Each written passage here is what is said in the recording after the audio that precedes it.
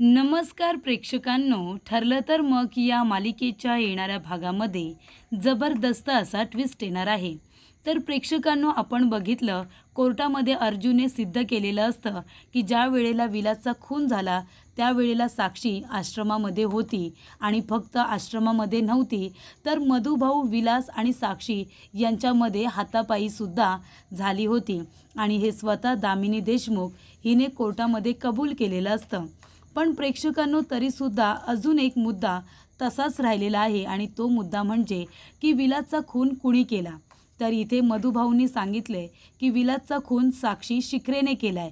पण प्रियाच्या स्टेटमेंटमुळे इथे तिने जी काही साक्ष दिलेली असते त्यानुसार प्रियाने सांगितलेलं असतं की ज्या वेळेला विलासचा खून झाला त्यावेळेला साक्षी ही आश्रमामध्ये नव्हती आणि विलासचा खून मधुभाऊंनी केला आहे अशी साक्ष प्रियाने दिल्यामुळे इथे कोर्टाला मधुभाऊ निर्दोष असल्याचे पुरावे हवे आहेत.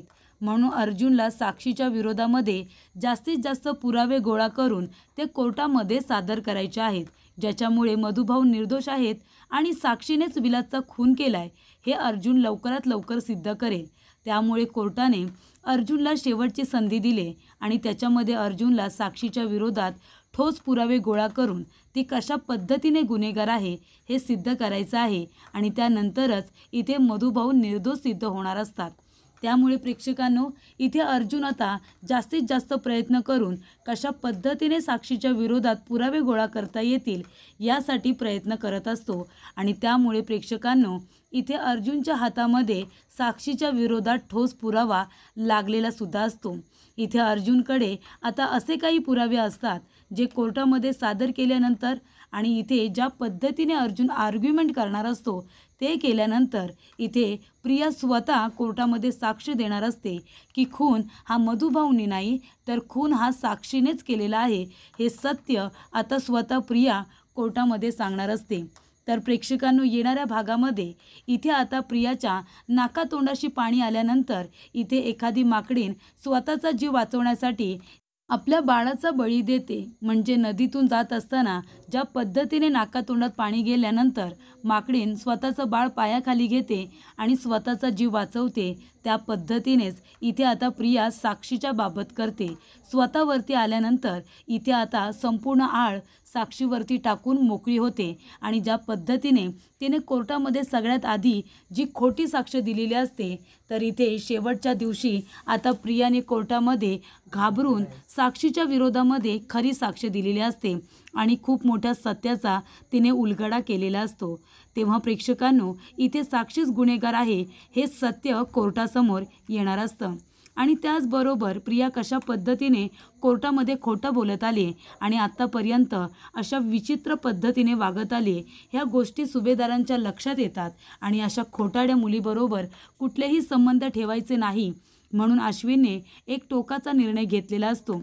अश्विनने प्रियाला डिवोर्स देण्याचा निर्णय घेतलेला असतो आणि तिला कायमस्वरूपी सुभेदारांच्या घरातून हकलून द्यायचं असं कल्पना पूर्णाजी म्हणालेली असते. तर प्रेक्षकांनो, येणाऱ्या भागामध्ये कशा पद्धतीने या गोष्टी घडत जाणार आहेत आपण सविस्तरपणे बघूया. तर कोर्टामध्ये अर्जुनने आर्ग्युमेंट केलेलं असतं तेव्हा कोर्टामध्ये त्यांनी प्रूफ केलेलं असतं की खुनाच्या रात्री साक्षी आत्तापर्यंत म्हणत होती की खुनाच्या रात्री मी आश्रमामध्ये गेलेच नव्हते, मी एकदाच गेले होते ते सुद्धा बागेपर्यंत, मी कधीच आश्रमाच्या आत गेले नव्हते. पण अर्जुनने हळूहळू हे सिद्ध केलेलं असतं की साक्षी फक्त इथे बागेपर्यंत नाही तर आश्रमाच्या आत किती वेळा तरी गेले. आणि मग प्रेक्षकांनो, अर्जुनने हे सिद्ध करता करता इथे दामिनी देशमुखच्या तोंडून हे सुद्धा वधवून घेतलेलं असतं की साक्षीचा पिस्तूलासुद्धा हात लागला होता कारण त्यांच्यामध्ये इथे हातापायी झाली होती. त्यामुळे इथे आता पिस्तूलवरती जे फिंगरप्रिंट सापडलेत ते साक्षी शिखरेचे सुद्धा आहेत हे सुद्धा अर्जुन प्रूफ करतो. मग आता फक्त प्रश्न उरलेला असतो ते म्हणजे की मग विलासचा खून कुणी केला. तर प्रियाने साक्ष दिले म्हणून अर्जुनला असा पुरावा सादर करावा लागत असतो ज्याच्यामुळे हे सिद्ध होणार असतं की साक्षी गुन्हेगार आहे आणि मधुभाऊ निर्दोष. तर प्रेक्षकांनो, आत्तापर्यंत कोर्टामध्ये साक्षीने जे काही पुरावे, जे काही साक्षीदार उभे केलेले असतात सगळे खोटे असतात. मग आता 2-2.5 वर्ष इथे साक्षी कोर्टाची फसवणूक करते ज्या वेळेला इथे विलासचा खून झाला त्या वेळेला नक्की ती कुठे गेली होती हे ती कोर्टाला सांगत नाही आहे. आणि ते 2-3 तास ती कुठे होती हे लपवण्यासाठी तिने आत्तापर्यंत कितीतरी लोकांना पैसे दिलेले आहेत खोटं बोलण्यासाठी. कितीतरी लोकांकडून खोटे पुरावे बनवून तिने कोर्टामध्ये सादर केलेले आहेत. म्हणजे एक प्रकारे स्वतःचा गुन्हा लपवण्यासाठी साक्षी शिकरे, महिपत शिकरे यांनी कोर्टाची फसवणूकच केली. 2-2.5 वर्ष सातत्याने खोटे साक्षीदार आणि खोटे पुरावे सादर करत कोर्टाची दिशाभूल तर केलीच, पण त्याचबरोबर रिस्पेक्टेड कोर्टाचा मौल्यवान वेळसुद्धा वाया घालवलेला आहे. तर प्रेक्षकांनो, इथे अर्जुनने सातत्याने हे सिद्ध केले की साक्षी शिकरे हिने सादर केलेले पुरावे खोटे आहेत. मग आता जज साहेबांना एक गोष्ट लक्षात यायला हवी आहे की आतापर्यंत साक्षी शिकरे हिने जे काही साक्षीदार पुरावे जमा केले, इथे सादर केले, अर्जुन सुभेदार यांनी अगदी खरे पुरावे सादर करत कशा पद्धतीने ते पुरावे खोटे आहेत हे वेळोवेळी सिद्ध केले. मग जर इथे एक गुन्हेगार मुलगी स्वतःचा गुन्हा लपवण्यासाठी सारखे पुरावे खोटे सादर करते तर कुठेतरी ती गुन्हेगार आहे हे कोर्टाला कळायला हवं होतं. पण इथे तरीसुद्धा मधुभाऊ निर्दोष आहेत हे अर्जुनने सिद्ध करावं म्हणून आता अर्जुनला शेवटची संधी दिली की तुम्ही असा पुरावा सादर करा की ज्यामुळे मधुभाऊ निर्दोष होतील आणि साक्षी शिकरे ही गुन्हेगार आहे हे सिद्ध होईल. पण आतापर्यंत ज्या पद्धतीने साक्षी खोटं बोलत आली, स्वतःच्या आईच्या नावाने खोटं बोलली, सावत्र भाव, त्याचबरोबर इथे अनेक पुरावे तिने जे काही सादर केले सगळे खोटे. फिंगरप्रिंटचा रिपोर्टसुद्धा खोटा सादर केला सरंजामीच्या मदतीने. अगदी इथपर्यंत ती खोटं बोलले तरीसुद्धा मधुभाऊ निर्दोष आहेत हा पुरावा सादर करण्यासाठी अर्जुनला 1 दिवस दिलाय. पण प्रेक्षकांनो, इथे जजसुद्धा साक्षीला प्रश्न विचारत नाही आहेत की तुम्ही जर खून केलेला नाही आहे मग त्या रात्रीचे खरे पुरावे तुम्ही कोर्टाला का देत नाही, तुम्हाला सातत्याने खोटे पुरावे सादर करावे का लागत आहेत, असा प्रश्न इथे साक्षीलासुद्धा विचारायला हवा. पण नाही, तर इथे अर्जुनलाच आता असा पुरावा सादर करायचा आहे ज्या पुराव्यामुळे इथे साक्षी शिकरे गुन्हेगार तर मधुभाऊ निर्दोष सिद्ध होतील. आणि आता एका दिवसामध्ये अर्जुनला ते पुरावे प्रेक्षकांनो गोळा करायचे आहेत. पण तो लवकरच पुरावा त्याच्या हाती लागणार आहे आणि कोर्टामध्ये मधुभाऊ निर्दोष तर साक्षी शिकरे गुन्हेगार सिद्ध होणार आहे. तर प्रेक्षकांनो, कशा पद्धतीने या गोष्टी घडत जाणार आहेत आपण सविस्तरपणे बघूया. तर इथे अर्जुनला 1 दिवस दिलाय, त्यामध्ये तो प्रयत्न करतोय साक्षीच्या विरोधामध्ये पुरावे गोळा करण्यासाठी. तर इथे पूर्णाजी येते आणि प्रियाला म्हणत असते की तन्वी, जरा मला बाहेर इथे 2-3 फेऱ्या मारायच्या आहेत गं, जरा मला घेऊन जातेस का, थोडी शतपावली करायची आहे. तेव्हा प्रिया म्हणते हो ना गं, या घरात मला तर काही कामच नाही आहेत, फक्त मीच तुला रिकामटेकडी दिसते ना जी तुला सातत्याने तुझ्याबरोबर फेऱ्या मारायला हवी असते. चल चल मी तुला घेऊन जाते चल. तेव्हा इथे प्रिया रागाने आता पूर्णाजीला घाईघाईने नेत असताना तिच्या ओढणीवरती पूर्णाजीचा पाय पडतो आणि पूर्णाजी पडणारच असते. तेवढाच इथे आता विमलताई तिला पकडते आणि सायली हा सगळा प्रकार बघत असते प्रेक्षकांनो. त्यानंतरला इथे प्रिया म्हणत असते, काय गं विमल, कळत नाही का तुला, तुझ्यामुळे पूर्णाजी पडली असती ना. विमल म्हणते, अहो तन्वीताई, असं काय करताय तुम्ही, मी काय केलंय, मी तर उलट पूर्णाजींना पकडलंय. तेव्हा इथे प्रिया म्हणत असते, गप्प बस तू, स्वतःच्या चुकीमुळे इथे पूर्णाजी पडली असती आणि नाव मात्र माझ्यावरती आलं असतं. तेव्हा सायली म्हणते, प्रिया गप्प बस तू, काय म्हणालीस तू आता, विमलताईंची काही चुकी नाही आहे, उलट विमलताई होत्या म्हणून पूर्णाजींना पकडलं, नाहीतर तुझ्यामुळे तर पूर्णाजी आता पडल्याच असत्या, किती लागलं असतं त्यांना माहिती आहे का. तेव्हा प्रेक्षकांनो, इथे आता प्रियाने गुन्हा केलेला असतो, पण तो गुन्हा टाकला कुणावरती असतो, तर इथे गुन्हा पूर्णपणे टाकलेला असतो विमलवरती. विमलने काही केलेलं नाही आहे तरीसुद्धा प्रिया म्हणते की ही घरातली नोकर आहे ना, तिला नोकराप्रमाणेच वागणूक द्यायची, जास्त लाड करायचे नाही तिचे. सायली, तुला प्रत्येक नोकराचा पुळका येतो, पण तिचा पुळका यायची गरज नाही आहे, कळलं का तुला.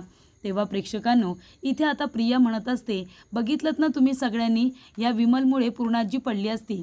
तेव्हा इकडे पूर्णाजी म्हणत असते, अगं गप्प बस ना तन्वी, विमलने काही केलेलं नाही आहे. सायली म्हणते, प्रिया अगं मी सगळं बघितलंय, तू पूर्णाजींना घाईघाईने घेऊन जात होतीस म्हणून त्यांचा पाय तुझ्या ओढणीवरती पडला आणि त्या पडणार होत्या. विमलताई आल्या म्हणून त्यांनी इथे पूर्णाजीला वाचवलं आणि तू सगळा आळ त्यांच्यावरती टाकतेस का. तेव्हा पूर्णाजी म्हणते, नाहीतर काय, ही तन्वी मला बोलायची तरी संधी देते का? स्वतः घाईघाईने घेऊन जात होती आणि सगळा विमलवरती आळ टाकून मोकळी झाली. तेव्हा प्रिया म्हणते, तुम्हाला विश्वास ठेवायचा आहे तर ठेवा, नसेल ठेवायचा तर नका ठेवू, आणि ती सरळ तिथून निघून जाते. तेव्हा प्रताप काका म्हणतात की पूर्णाजी, ह्या मुलीचा आगाऊपणा दिवसेंदिवस खूपच जास्त वाढत चाललाय हा, हिचा काहीतरी बंदोबस्त करायला हवा. त्यानंतर सायली म्हणत असते की प्रियाची लहानपणापासूनची सवय आहे, मला माहिती आहे ती किती क्रूर आहे, पण तरीसुद्धा ती ज्या पद्धतीने वागत असते ना, मला तिचं ते वागणं नवीनच वाटत असतं. तेव्हा सायली म्हणते की लहानपणापासून ती चुका करते आणि त्या चुका दुसऱ्यांवरती ढकलून देते. तेव्हा अर्जुन म्हणत असतो, याचा अर्थ जेव्हा प्रिया स्वतः फसत असते, तिला भीती वाटते की आता लोक तिला ओरडतील, तेव्हा ती सगळा आळ दुसऱ्यांवरती टाकून स्वतःचा जीव वाचवते. तेव्हा अर्जुनला इथे आता लिंक मिळालेली असते. तो म्हणतो की ठीक आहे, आता प्रियाचं काही खरं नाही, आणि तो तिसरं चॉकलेट काढतो आणि ते चॉकलेट तो खाऊन टाकतो, कारण त्याला तिसरा पुरावासुद्धा मिळालेला असतो. तेव्हा अर्जुनने चैतन्याला सांगितलेलं असतं की ज्या वेळेला आश्रमामध्ये विलासचा खून झाला, त्यावेळेला ज्या ज्या वस्तू इथे तपासणीसाठी दिल्या होत्या, तेव्हा ज्या वस्तूवरती प्रत्येकाचे काही ना काहीतरी फिंगरप्रिंट्स आहेत, त्या सगळ्याचे मला पुरावे हवेत, असं चैतन्याला सांगण्यात आलेलं असतं. आणि मग चैतन्याने ते सगळे पुरावे गोळा करून अर्जुनला दिलेले असतात. आणि फायनली प्रेक्षकांनो, इथे कोर्टाचा दिवस आलेला असतो, निकालाचा. इथे आता अंतिम निकाल जाहीर होणार असतो. तब्बल 2-2.5 वर्षानंतर या वात्सल्य आश्रम मर्डर केसचा निकाल लागणार असतो, आणि त्यामुळे अर्जुनने आपली पूर्ण तयारी केलेली असते. कुटुंबातील सगळे सदस्य तिथे उपस्थित असतात, आणि त्याचबरोबर मीडियासुद्धा आलेली असते हे सगळं कव्हर करायला, कारण अख्खा महाराष्ट्र या केसकडे आपलं लक्ष लावून आहे की साक्षीला शिक्षा कधी होणार आणि मधुभाऊ निर्दोष सिद्ध कधी होणार. आणि फायनली तो दिवस आलेला असतो. त्यामुळे प्रेक्षकांनो, इथे अर्जुनने आता असे काही पुरावे सादर केलेले असतात, त्याच्यामध्ये साक्षीच्या विरोधात महत्त्वाचा पुरावा सादर केलेला असतो. तर अर्जुनने आता टेलिकॉम कंपनीकडून इथे साक्षीचे सगळे रेकॉर्ड्स काढून घेतलेले असतात. ज्या दिवशी विलासचा खून झाला, त्यावेळेला इथे साक्षीचा मोबाईल इथे टेलिकॉम टॉवरला जो काही कनेक्ट झालेला असतो, त्यावेळेला आश्रमातील एकसुद्धा मोबाईल त्यावेळेला कनेक्ट झालेला नसतो. म्हणजे त्यावेळेला साक्षी एकटीच आश्रमामध्ये होती, हे आता लोकेशनद्वारे सिद्ध झालेलं असतं. तेव्हा इथे अर्जुन म्हणत असतो की खुनाच्या रात्री तुम्ही आश्रमामध्ये एकट्याच काय करत होता, ते तुम्ही कोर्टाला सांगाल का? तसा पुरावा मी सादर केला आहे. तेव्हा इथे साक्षी म्हणत असते, मी किती वेळा सांगू तुम्हाला, मी विनंती करते, मी सांगून थकले की खुनाच्या रात्री मी आश्रमामध्ये गेले नव्हते. तेव्हा अर्जुन म्हणतो, असं काय करताय, तुमच्या मोबाईलचं लोकेशन तर दाखवतं आहे, तुम्ही तिथे एकट्याच कुणाला भेटायला गेला होतात? ज्या वेळेला आश्रमामध्ये कुणीच नव्हतं, तेव्हा तुम्ही एकट्याच आश्रमामध्ये गेला होतात. ते मोबाईलचं कनेक्शन सगळं काही सांगतंय. तुम्ही अजिबात कोर्टामध्ये आता खोटं बोलू नका. तेव्हा इथे साक्षी पूर्णपणे फसलेली असते. अर्जुनने ते सिद्ध केलेलं असतं, कारण ज्या वेळेला ते आश्रमामध्ये गेलेले असते त्यावेळेचं टायमिंग वगैरे सगळं काही अर्जुनने सादर केलेलं असतं. तेव्हा साक्षी म्हणते की हो, त्यावेळेला मी आश्रमामध्ये एकटीच गेले होते. तेव्हा अर्जुन म्हणतो, का पण एकट्या कशासाठी गेला होतात, कारण तेव्हा तर आश्रमामध्ये कुणीच नव्हतं. तेव्हा साक्षी म्हणते, तेव्हा मला तिथे प्रियाने बोलावलं होतं. तेव्हा अर्जुन म्हणतो, कशासाठी? प्रिया मधुकर हिने तुम्हाला का बोलावलं होतं? तेव्हा साक्षी म्हणते, तिला माझ्याशी थोडं बोलायचं होतं, आणि माझा मोबाईलसुद्धा तिच्याकडेच होता. म्हणजे खुनाच्या रात्री मी तिथे नव्हते, पण मी माझा मोबाईल तिच्याकडे दिला होता, कदाचित तो राहिला असेल. तेव्हा प्रेक्षकांनो, इथे अर्जुन म्हणत असतो, अच्छा, म्हणजे तुमचा मोबाईल तिथे राहिला आणि तुम्ही निघून गेला होतात, बरोबर ना? तेव्हा इथे साक्षी म्हणते, हो बरोबर, पण मी खुनाच्या रात्री आश्रमामध्ये नव्हते. तेव्हा अर्जुन म्हणत असतो की अगदी बरोबर बोललात तुम्ही. तेव्हा प्रेक्षकांनो, इथे अर्जुनने आता प्रियाच्या विरोधामध्ये सगळे पुरावे सादर केलेले असतात. अर्जुन म्हणतो की जज साहेब, इथे फ्लॉवर पॉट तुम्ही जर बघाल तर त्याच्यावरती जे फिंगरप्रिंट सापडलेले आहेत ते प्रिया मधुकरचे फिंगरप्रिंट्स आहेत, आणि तेच फ्लॉवर पॉट प्रिया मधुकरने मधुभाऊंच्या डोक्यात जोरात मारलं होतं. तर इथे प्रिया मधुकरचं म्हणणं आहे की ती खूप घाबरली होती, पण तिच्याकडे मोबाईल होता, आणि 2 मोबाईल होते. एक साक्षी शिकरेचा मोबाईल होता आणि एक स्वतःचा मोबाईल होता. हा सगळा प्रकार जेव्हा घडला त्याच्यामध्ये 2-3 तास गेले, बरोबर की नाही?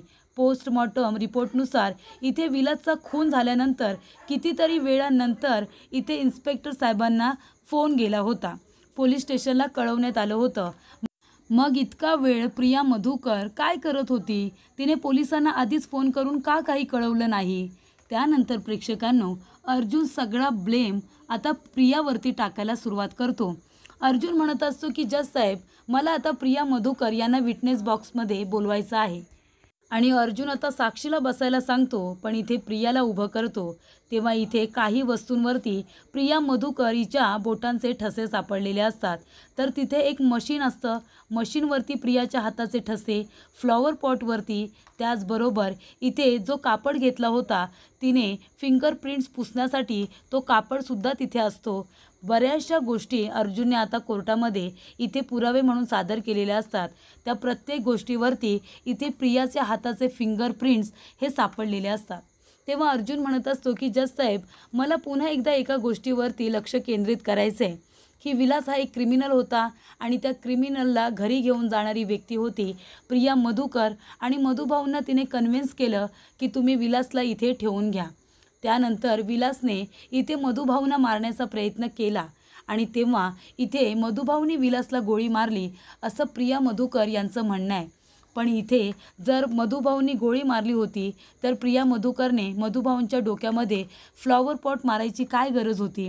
तेव्हा अर्जुन म्हणत असतो की जज साहेब, 2-2.5 वर्ष तुम्ही मधुकर पाटील यांना बघताय, त्यांचा स्वभाव किती शांत आहेत, ते एखाद्या माणसाला मारू शकतात, या गोष्टीवरती कुणाचा तरी विश्वास बसतोय का?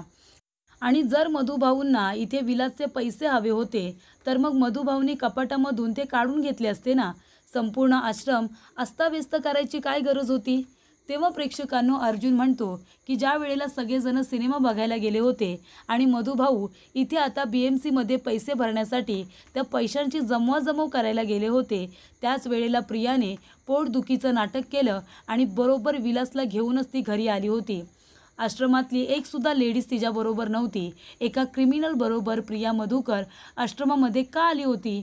आणि ते सुद्धा पोटदुखीचं नाटक करून ती कुठल्याही डॉक्टरकडे न जाता ती सरळ आश्रमामध्ये आली होती। तर मला एकच गोष्ट म्हणायची आहे जज साहेब, की इथे विलासचा खून कशावरून प्रिया मधुकरने केलेला नाही आहे आणि तिचं म्हणणं असं आहे की साक्षी शिखरे आश्रमामध्ये नव्हती, तर मग विलासचा खून हा कशावरून मधुभाऊंनी केलाय किंवा कशावरून साक्षी शिखरेने केलाय? विलासचा खून हा प्रिया मधुकर हिने सुद्धा केला असेल, कारण सगळ्यात आधी ते दोघेजणच आश्रमामध्ये गेले होते ना। मधुभाऊ गेले होते तेव्हा संपूर्ण आश्रम हे अस्ताव्यस्त होतं आणि त्यानंतर मधुभाऊ स्वतः बेशुद्ध झाले होते। जेव्हा इन्स्पेक्टर साहेब तिथे गेले होते तेव्हा मधुभाऊ बेशुद्ध झाले होते, त्यांच्या डोक्यातून रक्त येत होतं, म्हणजे त्यांनासुद्धा मारहाण करण्यात आली होती। आणि मला असं वाटतंय की प्रिया मधुकर हिला त्या विलासचे पैसे हवे होते म्हणून ती त्यांना खोटं बोलून आश्रमामध्ये घेऊन गेली आणि तिथे पैसे चोरत असताना विलास द्यायला तयार नसेल आणि तेव्हा इथे प्रिया मधुकरने त्यांना गोळी मारली असेल आणि मधुभाऊंनी बघितलं म्हणून त्यांच्यावरती सगळा आळ टाकला असेल, असं सुद्धा होऊ शकतं ना। तर इथे प्रिया मधुकर ही अशी व्यक्ती आहे जिचा फक्त मधुभाऊंवरती लहानपणापासून राग आहे, बाकी अख्खं आश्रम हे मधुभाऊंचं कौतुक करतं। फक्त प्रिया मधुकर ही प्रत्येक वेळी मधुभाऊंच्या विरोधात बोलत आली आणि इथे हे सिद्ध करण्यासाठी मी संपूर्ण आश्रम साक्ष देण्यासाठी उभा करू शकतो। तेव्हा इथे 4-5 जण जे आता विटनेस बॉक्समध्ये येतात, सगळेजण सांगतात की इथे प्रिया ही कधीच मधुभाऊंजवळ नीट वागत नव्हती, ती मधुभाऊंचा अपमान करायची, त्यांना वाटेल तसं बोलायची। तेव्हा साक्षी म्हणत असते की अगदी बरोबर, असं होऊ शकतं, इथे प्रियानेच त्या विलासचा खून केला असेल आणि मधुभाऊंवरती आळ टाकला असेल, पण माझा काही संबंध नाही आहे। तेव्हा प्रेक्षकांनो, अर्जुनने इथे खूपच हुशारीने सगळा ब्लेम आता प्रियावरती टाकलेला असतो। सगळा आरोप प्रियावरती गेलाय हे जेव्हा प्रियाला कळतं तेव्हा तिच्या नाकातोंडात आता पाणी गेलेलं असतं आणि म्हणूनच ती आता त्या माकडिणीप्रमाणे स्वतःचा जीव वाचवण्यासाठी सत्य सांगते। जेव्हा साक्षी सगळा ब्लेम प्रियावरती टाकते तेव्हा प्रिया आता म्हणते की नाही, साक्षी खोटं बोलते, विलासचा खून मी केलेला नाही आहे। मग कुणी केलं आहे? साक्षीने नाही केलं आहे, मग तुम्हीच केलं असेल ना, कारण मधुभाऊ तर बेशुद्ध होते। तेव्हा इथे प्रिया म्हणते की नाही, हे सगळं खोटं आहे। साक्षी खोटं बोलते, तिचा मोबाईलसुद्धा माझ्याकडे नव्हता आणि मी विलासचा खूनसुद्धा केलेला नाही आहे. तर साक्षीनेच विलासचा खून केला आहे. मी काहीच केलेलं नाही आहे. मी मधुभाऊंच्या विरोधात खोटी साक्ष दिली होती साक्षीला वाचवण्यासाठी. तर प्रेक्षकांनो, 2-2.5 वर्षानंतर प्रिया कोर्टामध्ये खरं बोललेली असते. तिने कोर्टामध्ये मधुभाऊंच्या विरोधात खोटी साक्ष दिले हे कबूल केल्यानंतर इथे आता आपोआपच इथे मधुभाऊ निर्दोष सिद्ध झालेले असतात आणि इथे साक्षी शिकरे गुन्हेगार सिद्ध झालेली असते. अर्जुन जिंकलेला असतो आणि इथे साक्षीला जन्मठेपेची शिक्षा सुनावलेली असते. मधुभाऊ निर्दोष सिद्ध झालेले असतात आणि प्रेक्षकांनो, दामिनी देशमुख हरलेली असते. तर अशा पद्धतीने इथे प्रिया मधुकर फसत आहे हे तिला कळल्यानंतर साक्षीच्या विरोधात खरी साक्ष देऊन मोकळी झालेली असते. तर अशा रीतीने स्वतःची कातडी वाचवण्यासाठी प्रियाने साक्षीच्या विरोधात खरी साक्ष देऊन तिला पूर्णपणे फसवलेलं असतं.